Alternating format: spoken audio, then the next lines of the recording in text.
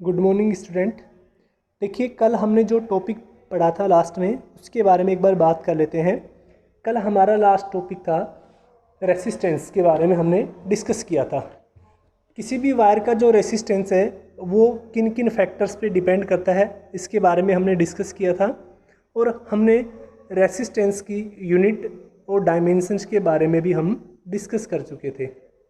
आज का जो हमारा टॉपिक है रेसिस्टेंस के जिन जिन फैक्टर्स पे डिपेंड करता है, हम उन्हीं को थोड़ा और डिटेल से पढ़ते हैं और एक दो नई टर्म्स हैं उनके बारे में डिस्कस करेंगे। इसके अलावा हम एक दो न्यूमेरिकल भी सोल्व करेंगे। देखिए बच्चों, मैं डेली जो टॉपिक पढ़ा रहा हूँ उसके न्यूमेरिकल व्हाट्सएप ग्रुप में मैं पोस्ट कर रहा हूँ, तो आप वहाँ से न्यूमेरिकल कीजिए। अगर किसी भी न्यूमेरिकल में प्रॉब्लम है तो आप ग्रुप के अंदर पोस्ट कीजिए, क्वेश्चन नंबर डाल के आपको ऑडियो वीडियो सॉल्यूशन मिल जाएगा उसका। ठीक है, तो देखिएगा, कल हमने एक बार जो पढ़ा था उसके बारे में बात कर लेते हैं। कल का जो हमारा लास्ट टॉपिक था वो था कि किसी भी वायर का जो रेसिस्टेंस है वो किन किन फैक्टर्स पे डिपेंड करता है। तो कल हमने बात किया था कि किसी भी कंडक्टर वायर का रेसिस्टेंस आर है, लेंथ के डायरेक्टली प्रोपोर्शनल होता है। इसका मीन्स क्या हुआ कि अगर किसी भी कंडक्टर वायर की लेंथ इंक्रीज होती है तो उसका रेसिस्टेंस क्या हो जाता है, इंक्रीज हो जाता है। एंड इसी का जस्ट अपोजिट अगर हम बात करें, अगर किसी भी कंडक्टर वायर की लेंथ डिक्रीज होती है, अगर लेंथ डिक्रीज होती है तो रेसिस्टेंस भी क्या हो जाता है, डिक्रीज हो जाता है सेम टाइम्स। यानी अगर आपने लेंथ को 2L कर दिया तो उसके बाद जो रेसिस्टेंस है वो भी कितना हो जाएगा, 2L हो जाएगा, यानी डबल हो जाएगा।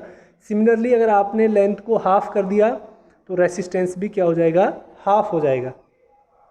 सॉरी, रेसिस्टेंस कितना हो जाएगा, 2R। अब देखिएगा, अब हम बात करते हैं सेकंड जो फैक्टर था जिसके ऊपर रेसिस्टेंस डिपेंड कर रहा था, एरिया के ऊपर। जो रेसिस्टेंस है वो इन्वर्सली प्रोपोर्शनल होता है किसके, एरिया के। यहाँ से देखिएगा, इसका मीन्स क्या हुआ, अगर किसी भी कंडक्टर का एरिया इंक्रीज होता है तो रेसिस्टेंस क्या हो जाएगा, डिक्रीज हो जाएगा। ठीक है, ये काफ़ी इंपॉर्टेंट है कि अगर हम एरिया को इंक्रीज करते हैं तो रेसिस्टेंस डिक्रीज हो जाता है। अगर आपने किसी वायर के एरिया को इंक्रीज करके 2A कर दिया, यानी डबल कर दिया, उस केस में रेसिस्टेंस कितना हो जाएगा, हाफ हो जाएगा। लेकिन बच्चों यहाँ पर एक बहुत अच्छा क्वेश्चन बनता है कि जैसे आपके पास एक कंडक्टर वायर है इस तरह का, इनिशियल केस में इसकी जो रेडियस है, अगर हम इसको रेडियस की बात करें, मान लेते हैं कि इनिशियल केस में इसकी जो रेडियस है ये वाली, हम इसको R मान लेते हैं।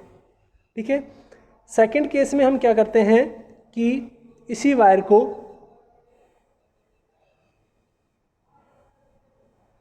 हमने रेडियस को इंक्रीज किया और इस वायर की जो रेडियस है ये वाली, हमने इसको इंक्रीज करके 2R कर दिया। ठीक है, समझ में आ रहा है, जो रेडियस है उसको डबल किया है।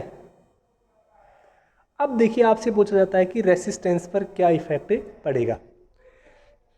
यहाँ पर एरिया को डबल नहीं किया गया है, ध्यान देने की बात है, एरिया को डबल नहीं किया गया है, जबकि किसको डबल किया गया है, रेडियस को डबल किया गया है। तो बच्चों आपको पता है कि जब किसी भी वायर के लिए अगर हम बात करते हैं तो ये जो फेस होता है ये कैसा फेस होता है, सर्कुलर फेस होता है। और आपको पता है कि जब सर्कुलर फेस की रेडियस को 2 टाइम्स किया जाता है उस टाइम क्या होता है कि जो एरिया, किसी भी सर्किल का जो एरिया होता है वो कितना होता है, πr²। अगर आपने रेडियस को डबल कर दिया है, 2 टाइम इंक्रीज कर दिया, उस टाइम जो वो कितना हो जाएगा, 2r²। यानी जो एरिया आएगा ये वाला, हम इसको A1 मान लेते हैं, और ये जो एरिया आएगा ये 4 टाइम हो जाएगा A1। यानी एरिया कितने टाइम बढ़ जाता है, 4 टाइम।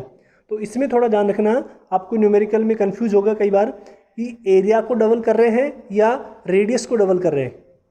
क्योंकि एरिया डबल होता है तो रेसिस्टेंस हाफ हो जाता है, लेकिन जब रेडियस डबल होती है तो रेसिस्टेंस 1/4 हो जाता है। यानी सीधा याद रखिएगा कि एरिया के साथ रेसिस्टेंस है वो इनवर्सली प्रोपोर्शनल होता है, लेकिन रेडियस के साथ है, अगर आपने रेडियस को n टाइम इंक्रीज किया है, रेडियस को n टाइम इंक्रीज किया है तो रेसिस्टेंस है वो n स्क्वायर टाइम डिक्रीज हो जाएगा। ठीक है ना, शॉर्ट में याद रखिए आप कि अगर आप रेडियस को n टाइम इंक्रीज करते हैं तो resistance n square time decrease हो जाएगा। यानी हमने रेडियस को अगर डबल किया है तो रेसिस्टेंस 1/4 हो जाएगा। ठीक है ना। अब वापस से आते हैं कि जो रेसिस्टेंस है, थर्ड पे हमने बात की थी किसी भी कंडक्टर का जो रेसिस्टेंस है वो किसके ऊपर डिपेंड करता है, टेम्परेचर के। इसके बारे में हम और थोड़ा आगे बात करेंगे इसी चैप्टर के अंदर।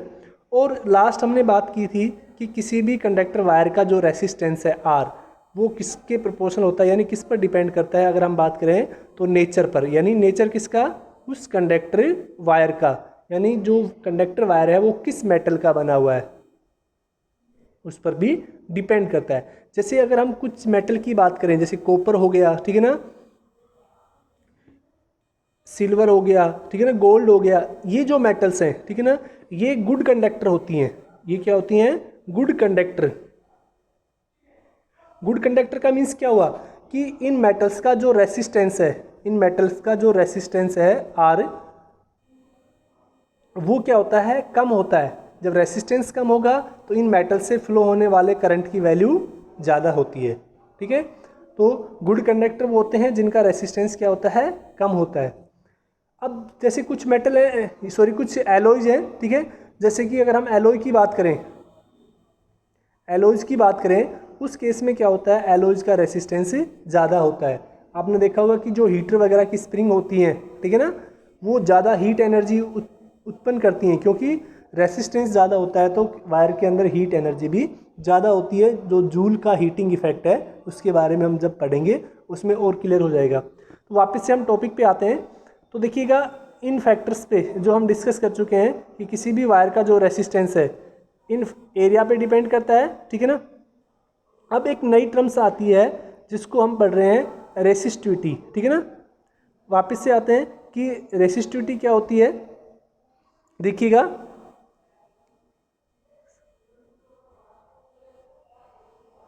रेसिस्टिविटी क्या होती है, हमें पता है कि किसी भी वायर का जो रेसिस्टेंस है वो किसके प्रोपोर्शनल होता है, लेंथ के प्रोपोर्शनल होता है। और उसी वायर का जो रेसिस्टेंस है वो एरिया के इनवर्सली प्रोपोर्शनल होता है। ठीक है। अगर हम यहाँ इस क्वेश्चन 1 और 2 को देखते हैं तो हम यहाँ से क्या लिख सकते हैं कि जो आर है वो किसके प्रोपोर्शनल है, L/A के। दोनों इक्वेशन से हम ये लिख सकते हैं। तो आर है वो L के तो डायरेक्टली प्रोपोर्शनल हो गया और एरिया के इनवर्सली प्रोपोर्शनल हो गया। यानी जो आर है वो किसके प्रोपोर्शनल हो गया, L/A के। जब भी बच्चों ये प्रोपोर्शनलिटी सिंबल रिमूव होता है तो यहाँ पर एक कांस्टेंट आ जाता है जिसको हम बोलते हैं रो, L/A। तो ये जो रो है यही क्या कराती है, रेसिस्टिविटी। अगर हम इस रो की वैल्यू को फाइंड आउट करते हैं तो रो यहाँ से कितना हो गया, RA/L। तो ये जो फॉर्मूला होता है रो का, वापस से मैं लिख रहा हूँ कि रो इक्वल टू क्या होता है, RA/L। इसी को हम क्या बोलते हैं, रेसिस्टिविटी बोलते हैं। ठीक है। अब देखिएगा इसके बारे में थोड़ा सा डिस्कस करते हैं। सबसे पहले तो हम रेसिस्टिविटी की यूनिट के बारे में बात करते हैं। देखिए रेसिस्टेंस का यूनिट ओम होता है लेकिन रेसिस्टिविटी की यूनिट है वो क्या होती है। देखिए अगर हम इसको सोल्व करते हैं यूनिट को तो देखिए कैसे, आपको पता है रेसिस्टेंस की यूनिट है वो क्या होती है, ओम होती है। ठीक है, क्लियर। यहाँ पर ए है वो क्या है, एरिया है, तो एरिया की यूनिट क्या होती है, मीटर स्क्वायर। क्लियर। अपॉन, अगर हम नीचे आते हैं लेंथ क्या है, मीटर होगी, तो मीटर स्क्वायर से बच्चों एक मीटर क्या हो गया, कैंसिल हो गया। तो अगर हम इसकी यूनिट की बात करें, रेसिस्टिविटी की यूनिट की बात करें, वो कितनी होती है, ओम मीटर। ये ध्यान रखना क्या होती है, ओम मीटर। रेसिस्टेंस की केवल ओम होती है और रेसिस्टिविटी की क्या होती है, ओम मीटर। आपको समझ में आ गया होगा कि कैसे हम यूनिट को फाइंड आउट कर सकते हैं। अब देखिएगा अगर हम बात करें रेसिस्टिविटी के बारे में और थोड़ा डिस्कस बात करते हैं। ठीक है। अगर किसी भी कंडक्टर वायर की जो रेसिस्टिविटी है वो किन किन फैक्टर्स पे डिपेंड करती है, अगर हम उसके बारे में बात करते हैं। अगर उस पहले तो हम बात करते हैं रेसिस्टिविटी की डेफिनेशन क्या होती है। अगर हम एरिया को 1 मीटर स्क्वायर कंसीडर कर लें और लेंथ को 1 मीटर कंसीडर कर लें, तो आप यहाँ से देखते हैं कि जो रेसिस्टिविटी है वो किसके बराबर हो रही है, आर के बराबर हो रही है। यानी a conductor wire that cross section area is 1 metre and length is that cross section area is 1 metre square and length is 1 metre, then its resistance known as its resistivity. ठीक है, तो किसी भी कंडक्टर वायर जिसकी length 1 metre है और उसका cross section area का मीन्स ये जो फेस का एरिया होता है जिसके बारे में हम बात करते हैं पाई आर स्क्वायर, जिसका cross section area 1 metre square हो और जिसकी लेंथ है 1 मीटर हो, तो उस कंडक्टर वायर का जो रेसिस्टेंस है वही क्या कहलाती है, उसकी रेसिस्टिविटी कहलाती है। ठीक है, अब देखिएगा यहाँ से अगर हम बात करते हैं कि जो रेसिस्टिविटी है किसी भी कंडक्टर वायर की, जो रेसिस्टिविटी है वो ना तो लेंथ पर डिपेंड करती है और जो रेसिस्टिविटी है ना ही एरिया पे डिपेंड करती है। ठीक है, ये आपको ध्यान रखना है। रेसिस्टेंस डिपेंड करता है लेकिन रेसिस्टिविटी डिपेंड नहीं करती है, ना तो लेंथ पे डिपेंड करती है और ना ही एरिया पे।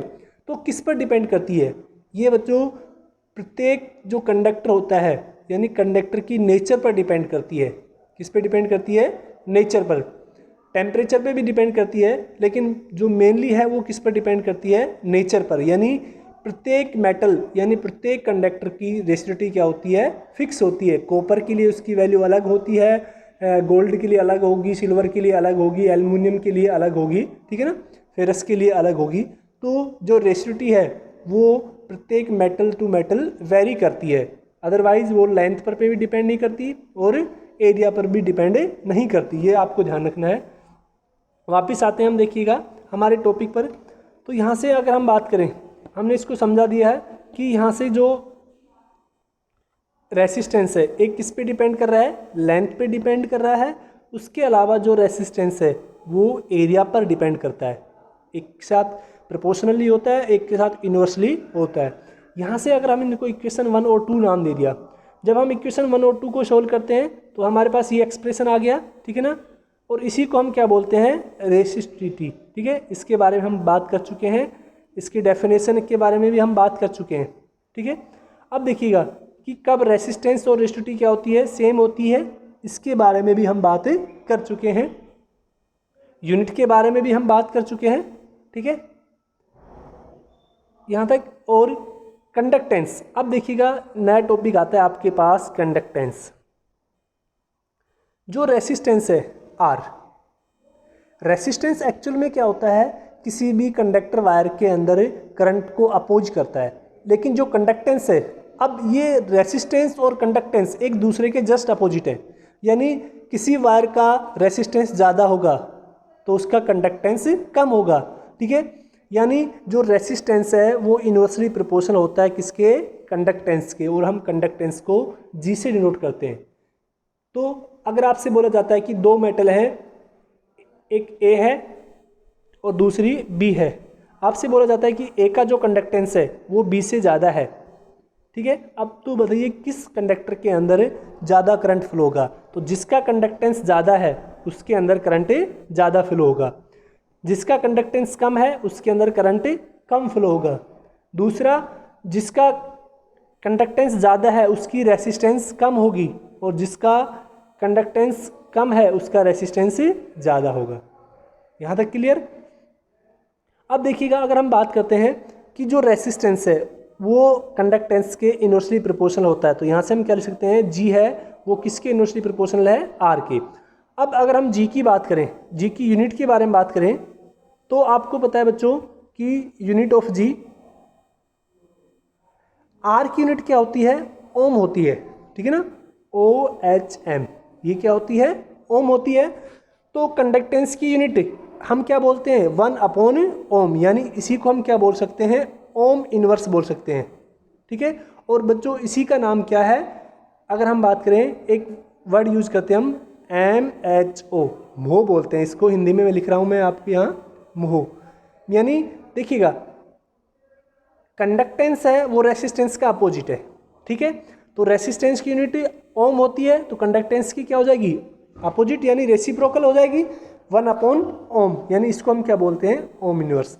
अगर हम वर्डिंग की बात करें तो यहाँ से होता है OHM, ओम के बारे में, तो इसका रेसिप्रोकल यानी सॉरी इसको रोटेट कर देंगे तो क्या हो जाएगा MHO, ये क्या होता है, मो। ये किसकी यूनिट होती है, कंडक्टिविटी की। वापस से आते हैं देखिएगा, तो यहाँ से, और इसी को हम क्या बोलते हैं, सीमन भी बोलते हैं, ठीक है ना।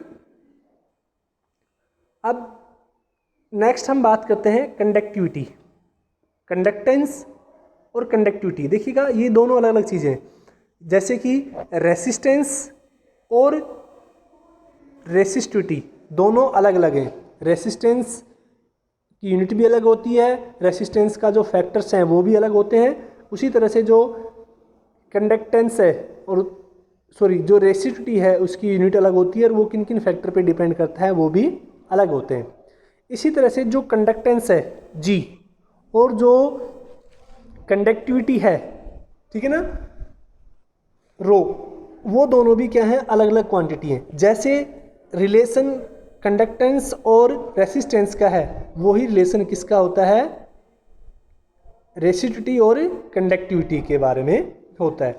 तो वापस से देखिएगा कि यहाँ से क्या होता है कि जो कंडक्टिविटी होती है वो 1 अपॉन रेसिस्टिविटी होती है, ठीक है ना, यानी रेसिस्टिविटी का जो रेसिप्रोकल है वही क्या कहलाता है, कंडक्टिविटी, ठीक है। तो यहाँ से जो सिग्मा है, ठीक है ना, सॉरी ये रो है, वो कितना हो जाएगा 1 अपॉन रो, ठीक है, sigma equal to 1 upon rho. यहाँ से अगर हम यूनिट की बात करें तो आप इजीली बोल सकते हैं, देखिएगा रेसिस्टिविटी की जो यूनिट होती है वो क्या होती है, ओम मीटर, ठीक है। तो इसका जो रेसिप्रोकल है अगर हम उसकी बात करें तो वो क्या हो जाएगा, ohm inverse and metre inverse, ठीक है ना, यानी इसको हम इस सिंबल से भी लिख सकते हैं, ohm inverse and metre inverse, यानी ओम की पावर -1 और मीटर की पावर -1, यानी ओम को हम क्या लिख सकते हैं, मो लिख सकते हैं, और मीटर इनवर्स। अब देखिए एक दो न्यूमेरिकल्स हैं, काफ़ी इंपॉर्टेंट है ये न्यूमेरिकल, देखिएगा काफ़ी कॉन्सेप्ट क्लियर करेगा ये वाला। यहाँ से क्या कह रहा है आपसे कि एक मेटेलिक वायर है, ठीक है, जिसकी लेंथ इनिशियल में कितनी है, L है, और क्रॉस सेक्शन एरिया कितना है, A मीटर स्क्वायर है। अब आपसे क्या कह रहा है कि find the increase in the resistance.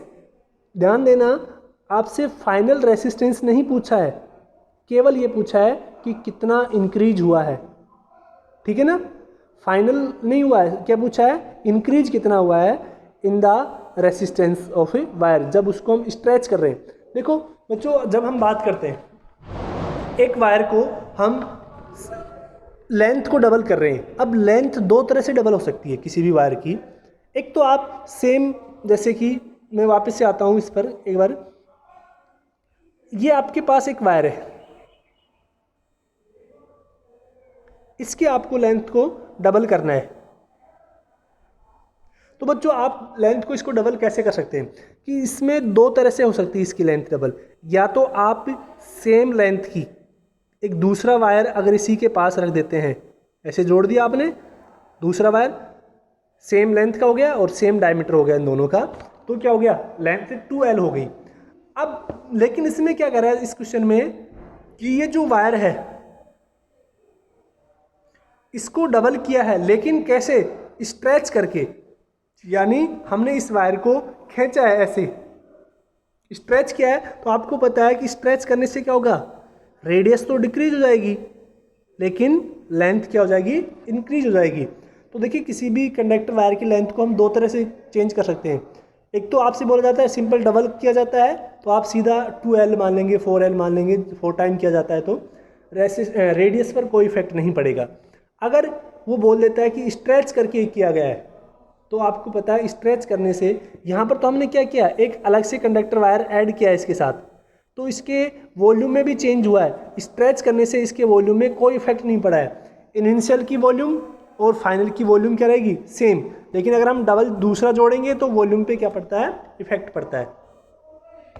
अब देखिएगा इस क्वेश्चन पे आते हैं कि उसको स्ट्रेच किया गया है, तो आपको पता है स्ट्रेच करने से वॉल्यूम पर कोई इफेक्ट नहीं पड़ेगा।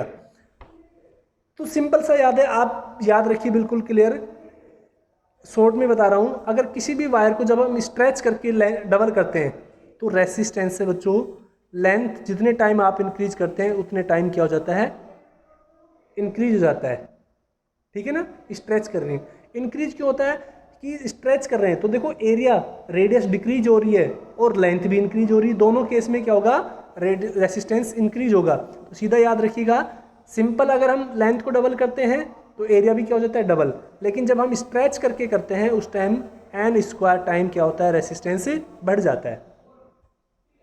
तो यहाँ से आप सीधा बोल सकते हैं कि सर जब शुरू में उसका रेसिस्टेंस, अगर वायर की हम बात करें, अगर आर है तो हमने स्ट्रेच करके उसको एन डबल किया है तो उसका रेसिस्टेंस तो डबल किया है 2R, यानी 4R हो जाना चाहिए। कितना हो जाना चाहिए, 4R। लेकिन आप जब इसको देखेंगे आंसर तो ये कितना दे रखा है, 300 दे रखा होगा, कहाँ से गया इसका 300%।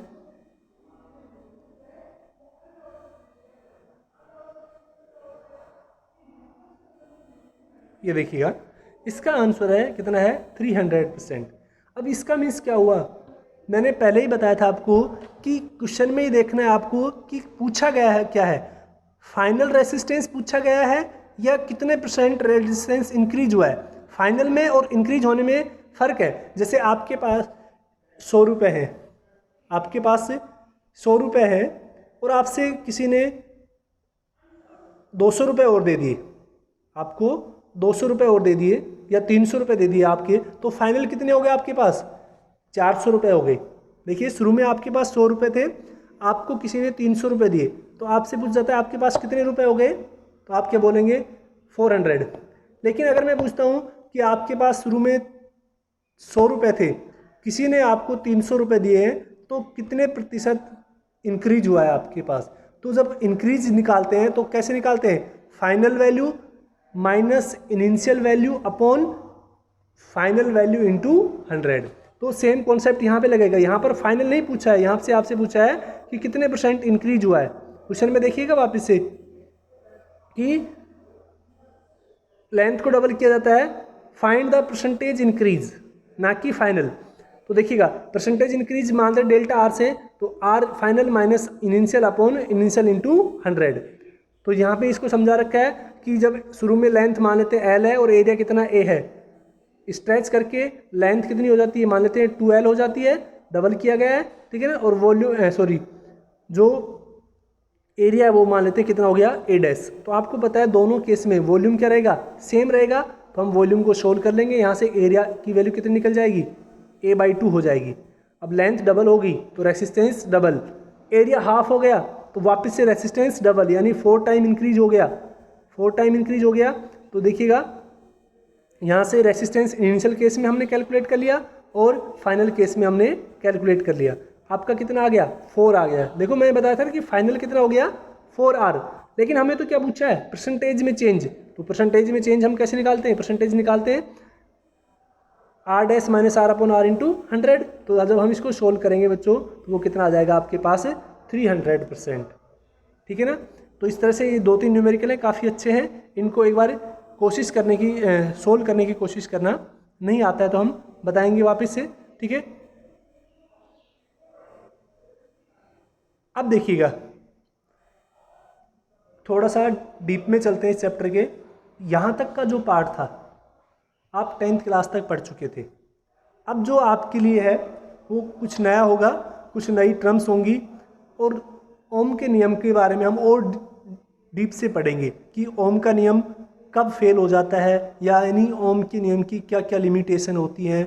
हम अभी तक पढ़ते हैं कि ओम का नियम क्या कहता है कि किसी भी कंडक्टर वायर की अगर फिजिकल स्टेट कांस्टेंट रहती है, if physical state of any conductor wire like as temperature area volume remain constant, then the potential difference across the ends of wire is directly proportional to its current. But we observe that some device or some conductor not obey the या not follow the Ohm's law. कुछ device या कुछ conductor ऐसे होते हैं जो ओम के नियम का पालन नहीं करते हैं। तो यानी हम ओम को नियम को और ही ब्रीफली पढ़ेंगे हम यहाँ से। उनको हम अनओमिक कंडक्टर बोलते हैं, यानी जो ओम के नियम को पालन नहीं करते, उनके बारे में पढ़ेंगे। और भी कुछ नए टर्म्स हैं उनके बारे में पढ़ेंगे। तो यहाँ से आपका जो मेन चैप्टर स्टार्ट होता है बिल्कुल आपके लिए नया है, ठीक है। तो मैं उम्मीद करता हूँ एक बार आप पहले इसको पढ़ें। कल जब हम इसको पढ़ाएं, अभी तक जो भी हमने पढ़ाया इस चैप्टर में, क्योंकि ये पूरा ही रिपीट होगा, और एक बार फर्स्ट और सेकंड चैप्टर को भी आप थोड़ा सा ओवरव्यू देखें, क्योंकि पूरा जो फर्स्ट सेकंड और जो आज तक पढ़ाया थर्ड चैप्टर में वो पूरा काम आएगा आगे, क्योंकि आगे के जो चैप्टर हैं फोर्थ और फिफ्थ ये बिल्कुल रिलेटेड है तीसरे चैप्टर से, क्योंकि जो फर्स्ट और सेकंड चैप्टर था इलेक्ट्रोस्टैटिक का, अब इलेक्ट्रो डायनामिक यानी करंट इलेक्ट्रिसिटी के चैप्टर आएंगे। तो एक बार मैं उम्मीद करता हूँ कि आप पूरा पढ़ेंगे। ठीक है, आज के लिए इतना ही। एक बार आप नोट्स मैंने प्रोवाइड करा दिए हैं, एक बार आप थोड़ा सा ओवरव्यू देखें। जब कल हम पढ़ाना स्टार्ट करेंगे तो आपको थोड़ा समझ में जल्दी आएगा। ठीक है, बहुत इजी चैप्टर है, कोई दिक्कत नहीं है, आपको कहीं प्रॉब्लम नहीं आएगी। ठीक है, पूरी बुक में कहीं प्रॉब्लम नहीं आएगी। ठीक है, इतना मतलब स्ट्रेस नहीं लेना है। फिजिक्स रियल में बहुत इजी सब्जेक्ट है अगर आप कंटिन्यूटी पढ़ते हैं। अदरवाइज आप सोचते हैं कि हम पढ़ लेंगे लास्ट में या एक साथ हम सिलेबस कर लेंगे, तो दैट्स नॉट पॉसिबल। फिजिक्स अपने आप में बहुत हार्ड सब्जेक्ट भी है और अपने आप में बहुत ही ईजी सब्जेक्ट है। देखिएगा फिजिक्स की क्या, हम अगर हम साइंस स्ट्रीम की बात करें तो साइंस में क्या है, कंटिन्यूटी ज़रूरी है। आप चाहे थोड़ा कम पढ़ें लेकिन रेगुलर पढ़ना है आपको, जो भी क्लास में पढ़ाया जाता है रेगुलर पढ़ें। देखिएगा आप बच्चों अभी इस पर फोकस ना करें कि सर सिलेबस चेंज होगा, कुछ टॉपिक कम होंगे। देखिए ये जो टॉपिक हैं आप इस पर फोकस करें। ऐसा होता है नहीं कि इस साल कम हो गए तो आप आगे की पढ़ाई करेंगे, बीएससी करेंगे, एमएससी करेंगे, या आप कंपटीशन के लिए या नीट जेई के लिए तैयारी करेंगे तो उस टाइम ये टॉपिक नहीं पढ़ने पड़ेंगे। अगर उस टाइम आपको ये टॉपिक पढ़ने पड़ेंगे, अगर आपने इस टाइम नहीं पढ़े, बाई चांस ये सिलेबस में रिमूव होते हैं, तो अगर आपने 11th-12th में नहीं पढ़े हैं तो आपको क्या होगा, वो हमेशा प्रॉब्लम क्रिएट करेंगे। तो अभी आपके पास टाइम है, आप उनको बिल्कुल ये दिमाग से निकाल दें कि क्या पता ये टॉपिक सिलेबस में रहेगा या नहीं रहेगा।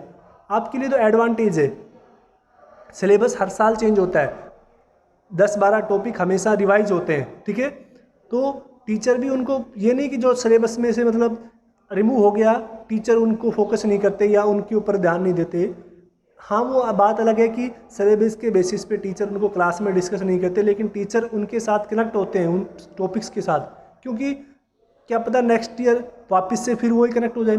जैसे कि बच्चों जो लास्ट ईयर की नोटबुक देखना आप, अगर हम लास्ट जो न्यूक्लियाई चैप्टर के बारे में बात करते हैं तो उसके अंदर 2-3 टॉपिक ऐसे थे, जैसे मीन लाइफ होगी, average life of any radio active substance, ठीक है, half life of any radio active substance.